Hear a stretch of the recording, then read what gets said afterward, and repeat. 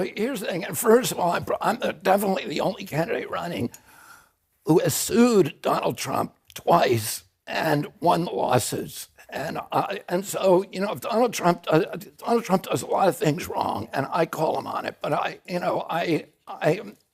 try to be a candidate who's not running on rancor, who's not running on vitriol, who's not running on personal attacks, but is running, you know, based upon my record and based upon my ideas on the issues. Now, here's how, let me explain to you how I view this issue. I think there's a revolution happening in our country. And it's the same kind of thing that happened when my father was running in 1968. The polarization, the division of Americans is the most toxic it's been since the American Civil War. That disconnect, there's a whole group of people in this country, the American middle class, 57% of Americans who can't put their hands on $1,000 if there's an emergency in their family. For those people, if the engine light comes on in their car, it's the apocalypse. You know, they're going to lose their car, lose their job. They're feeling forgotten by the Democratic Party. They used to represent the interests of the middle class. They're feeling forgotten by the entire political establishment. Donald Trump came in 2016 and said to those people, yeah, the whole thing is fixed. And that's what they wanted to hear.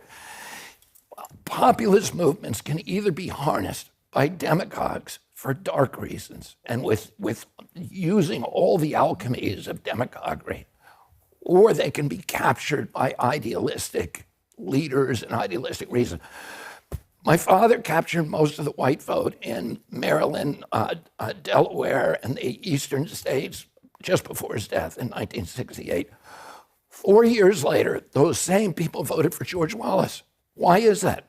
They were populist. My father captured them, that energy, with the powers of, and the cause of idealism. How would you describe yourself? Are you a populist? Are you a nationalist? How would you describe yourself? I would describe myself as a populist, but like my father was a populist for idealism, for America's greatest, our signature values, for democracy, for free speech, for constitution, for a democracy that's not run and captured by corporate interests, anti-war, and for the middle class, for the cops, for the firefighters, for working people in this country, about rebuilding our middle class, about making sure our kids are able to live the American dream. There's, you know, the American dream when I was a kid said, if you worked hard, if you played by the rules, you could buy a house, you could finance it, you could take a summer vacation, you could raise a family, you could put something aside for retirement on one job. I have 7 kids, Aaron, and none of them believe that promise that applies to them. And why? And they're sick. Today, when I was a kid, juvenile diabetes, a pediatrician typically would see 1 case in his entire lifetime.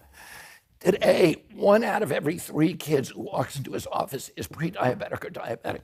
Why isn't the political establishment, we're spending more on diabetes than we are a defense budget.